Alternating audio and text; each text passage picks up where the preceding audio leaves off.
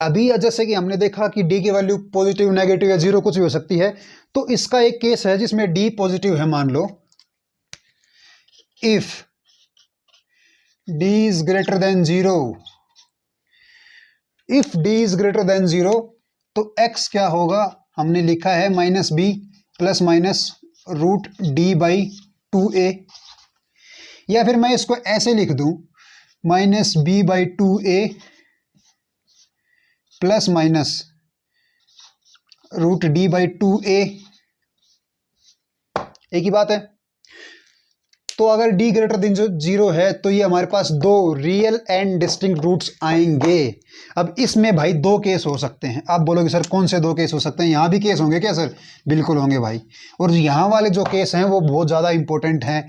अब पहला केस होगा d जो है परफेक्ट स्क्वायर है मान लो, और दूसरा केस होगा जो d है वो परफेक्ट स्क्वायर नहीं है। ठीक है, d जो है वो परफेक्ट स्क्वायर नहीं है। तो यार अगर d परफेक्ट स्क्वायर हुआ, if d is equals to perfect square, अगर d परफेक्ट स्क्वायर हुआ तो यहां हम d डालेंगे, रूट से स्क्वायर से रूट कैंसिल हो जाएगा तो हमें एक रैशनल रूट मिलेगा। फॉर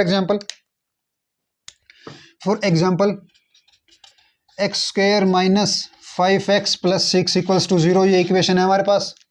इसका d निकालते हैं, d क्या होगा, B square minus 4ac 6 into 4 कितना आएगा 24, सॉरी डी कितना आएगा 1। तो डी परफेक्ट स्क्वायर है, तो अगर डी परफेक्ट स्क्वायर इसकी तो रूट्स कैसे निकलेंगे हम, minus B plus minus root 1 by 2a, मतलब 5 प्लस माइनस 1 बाई 2, तो x इक्वल्स टू 2 और 3 आ गए हमारे पास। तो क्या देखा आपने, अगर d परफेक्ट स्क्वायर है मेरे भाई, अगर d परफेक्ट स्क्वायर है, और यार मैं एक ही चीज़ को बार बार इसलिए बोलता हूँ ताकि आपके दिमाग में वो चीज़ बैठ जाए क्लास में ही, तभी ताकि बाद में आप इन नोट्स को रिवाइज करो ना तो आपके दिमाग में वो चीज़ गूंजने लगे कि हाँ सर ने इस चीज़ को इतनी बार बोला था। ठीक है, तो अगर d परफेक्ट स्क्वायर है तो हमें जो मिलेंगे वो रैशनल रूट्स मिलेंगे, हमेशा इस बात को याद रखिए। प्रोवाइडेड कि जो कोफिशिएंट्स है ना यहाँ पे 1 माइनस 5 6 ये भी हमारे पास रैशनल ही होने चाहिए। अगर यार ये ही इरेशनल हो गए तो माइनस बी जो भी है वो अलग केस बन जाता है। अगर मान लो यहाँ पे मैं ऐसे दे दूं कि root 3x square minus root 5x plus root 2 equals to 0, इस टाइप की इक्वेशन के बारे में हम लोग बात नहीं कर रहे हैं फिलहाल के लिए। जिसमें जो कोफिशिएंट्स हैं वो इरेशनल हों उसके बारे में बात नहीं की। कोफिशिएंट्स अगर रैशनल हैं, provided the coefficients of a quadratic equation are rational, then if d is greater than 0 and d is a perfect square, then the roots are always rational roots। यहाँ irrational roots कभी नहीं आएंगे। ठीक है, और mostly JEE के syllabus में यार ये ऐसी टाइप इक्वेशंस आती भी नहीं है। हमेशा जेई इक्वेशन में जब भी क्वाड्रेटिक इक्वेशन से सवाल पूछेगा आपको जो कोफिशिएंट्स हैं इक्वेशन के वो हमेशा ही रैशनल देगा। ठीक है, तो अगर अब इसमें दूसरा केस देखते हैं हम लोग, if d is not a perfect square, this is much more important than this case is much more important than this case। तो देखो यार अगर d परफेक्ट स्क्वायर नहीं है ना तो हमें रैशनल रूट्स मिलेंगे, अगर हमें इरेशनल रूट्स मिलेंगे। इरेशनल रूट्स क्यों मिलेंगे कि मेरे भाई अगर d परफेक्ट स्क्वायर नहीं हुआ तो ये अंडर रूट की क्वांटिटी हमारे पास फ्रेम में रह जाएगी। अगर अंडर रूट की क्वांटिटी रह गई मतलब under root of anything is an irrational number, तो अगर अंडर रूट की क्वांटिटी हमारे पास रह गई इसमें तो हमें इरेशनल रूट्स मिलेंगे। तो आप बोलेंगे सर इसमें कौन सी बड़ी बात है, हमें पता है यहाँ रैशनल यहाँ इरेशनल, तो बड़ी चीज़ क्या है? तो भाई बड़ी चीज़ इसमें ये है कि जब भी रूट्स इरेशनल होते हैं वो हमेशा पेयर में एग्जिस्ट करते हैं। पेयर में एग्जिस्ट कैसे करते हैं, कुछ समझ नहीं आया? नहीं आया, अभी समझाते हैं आपको। बड़ी ही इंटरेस्टिंग चीज़ है, थोड़ा ध्यान से देखिएगा इसको। अगर d is not equals to perfect square, for example x square minus 6x plus 3 equals to 0, d क्या होगा इसमें, b square minus 4ac, d की वैल्यू क्या आएगी 24, डी की वैल्यू क्या आएगी 24 and 24 is not a perfect square. ठीक है, अगर इसमें हम लोग ध्यान से देखेंगे ना भाई तो रूट्स क्या होंगे,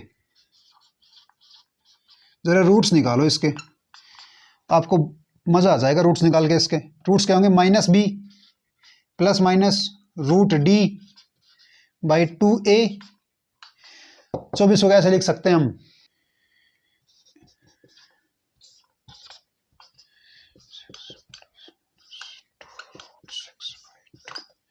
तो ऐसा लिख सकते हैं। तो हम बोलेंगे कि रूट्स हमारे पास क्या आएंगे, 3 प्लस माइनस रूट 6। ये x की दो वैल्यू आ गई हमारे पास। तो अगर d की वैल्यू 24 है जबकि 24 एक परफेक्ट स्क्वायर नहीं है, तो अगर हम रूट्स निकालेंगे तो भाई हम इसके रूट्स आएंगे 3 plus root 6 and 3 minus root 6। तो आप बोलोगे सर इसमें इंटरेस्टिंग क्या है, मेरे भाई इसमें इंटरेस्टिंग ये है कि अगर इर्रेशनल रूट्स हैं तो जो रूट्स हैं वो हमेशा पेयर में ही एग्जिस्ट करेंगे। कैसे करेंगे, तो अगर एक रूट जो है वो a प्लस रूट बी होता है तो दूसरा रूट बिना कहे बिना सोचे बिना समझे a माइनस बी रूट लिख देना हमेशा। अगर एक root a plus root b है तो दूसरा रूट बिना कहे बिना सोचे बिना समझे a माइनस रूट बी लिख देना हमेशा। पेयर्स में एग्जिस्ट करेंगे, कॉम्प्लीमेंट्री रूट्स होंगे। समझ में आई बात, कितनी इंटरेस्टिंग चीज़ है। अगर हमें कोई बोले कि कोई क्वाड्रेटिक इक्वेशन है जिसका एक रूट 2 प्लस रूट 3 है, इक्वेशन बताओ, या बोलेगा कि रूट्स का सम बताओ, या बोलेगा रूट्स का प्रोडक्ट बताओ, तो जिन बंदों को ये चीज़ नहीं पता होगी वो क्या बोलेंगे कि सर एक ही रूट दिया है, इक्वेशन के लिए 2 रूट्स चाहिए होंगे।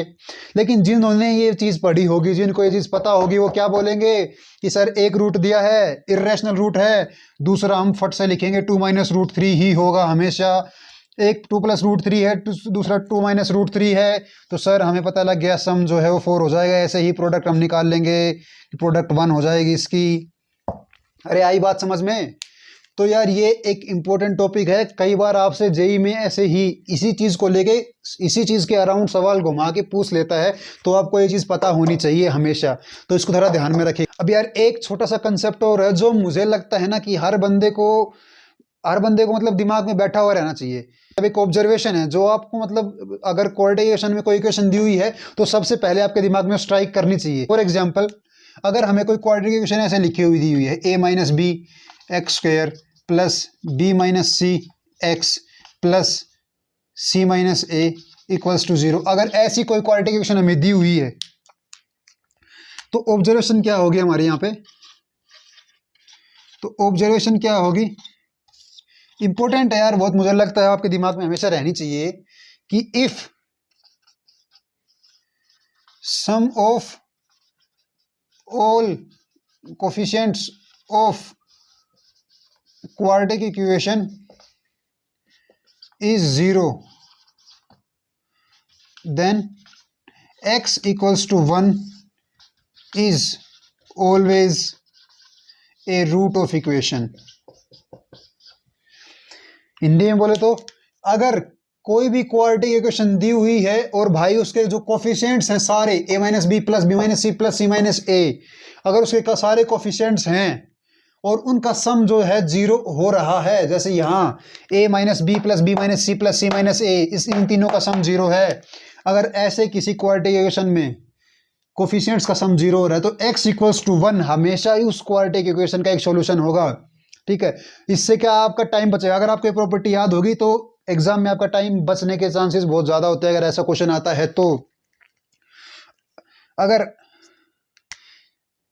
अगर हम एग्जांपल देखें तो अगर हम बोले x square minus 4x plus 3 equals to 0, अगर हम देखें, अगर हम एग्जांपल देखें तो एग्जांपल के तौर पे अगर हम इस इक्वेशन को लें x square minus 4x plus 3, इसमें जो कोफिशिएंट हैं, यहाँ कोफिशिएंट कितना है 1, यहाँ कितना है -4, यहाँ कितना है +3, कितना आ रहा है सम 0, तो यहाँ कोफिशिएंट्स का सम 0 आ रहा है तो x इक्वल्स टू 1 पक्का इसका रूट होगा ही होगा।